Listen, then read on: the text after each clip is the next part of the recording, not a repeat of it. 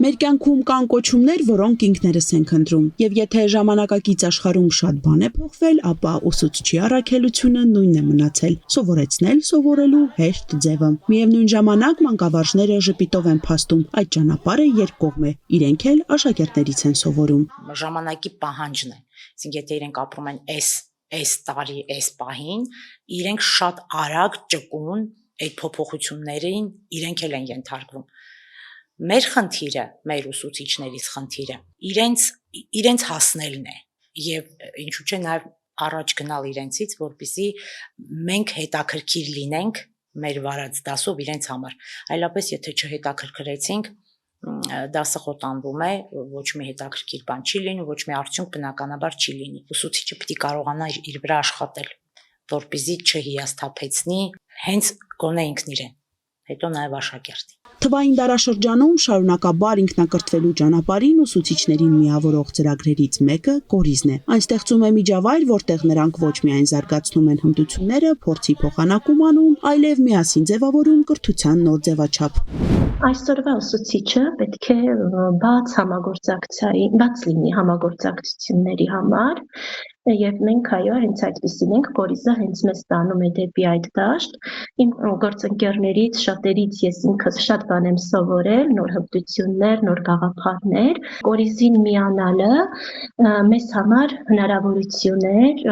մեր մասնագիտական նվիրումը ծառայեցնելու ընդհանուր մի նպատակի, մի գաղափարի, ստեղծելու մի կորիզ, որի շուրջը կհամախմբվեն մեր երեխաները եւ ավելի կհզորացնեն մեր երկիրը իրենց գիտելիքներով։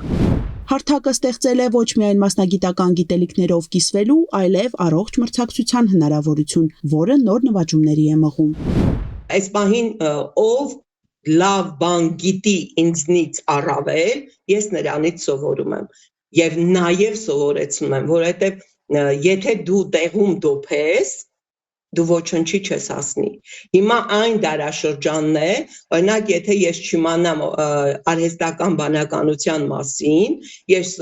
տեղեկություն չունենամ, իմ աշակերտը ինձնից առաջ կանցնի։ Նորարարությունը շատ կարևոր բան է եւ նշանակություն չունի տարիքը, նշանակություն չունի, չգիտեմ, առարկան։ Մենք պիտի համընթաց քայլենք 21-րդ դարին։ Կորիզը միայն ուսուցիչների համար չէ, նախաձեռնությունը հնարավորություն է տալիս կրթվելու նաև աշակերտներին, ձևավորելով ինքնուրույն սովորելու հմտություններ։ Այստեղ խրախուսանքը դառնում է առաջ շարժվելու ուժ, իսկ յուրաքանչյուր փոքր ձեռքբերում մեծ վստահության հիմք։ Առաջինից 12-րդ դասարանի բոլոր աշակերտները, որոնք հետաքրքրված են այս պայդրությամբ 4 ուղղություններով, որոնք մենք իրականացնում ենք, առաջինը դա ընթերցանությունն է, երկրորդը մաթեմատիկական ուղղությունն է, երրորդը անգլերեն լեզուն է եւ չորրորդը մեր մայրենի լեզուն է։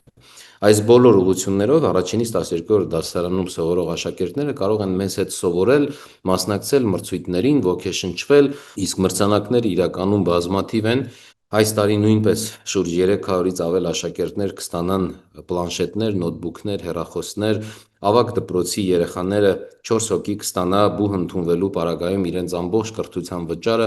աշխատանքի առաջարկ նախնական պայմանագրով,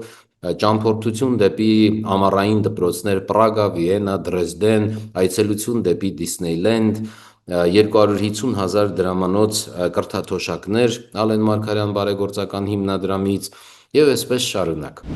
Կորիզը ուսուցչին մեծարելու եւ բոլորիս մեկ գաղափարի շուրջ համախմբելու նպատակ ունի, չէ՞ որ կրթությունը կորիզն է երկրի։ Անի Գրիգորյան, Տիգրան Թումանյան, Սյունիք, լուրեր։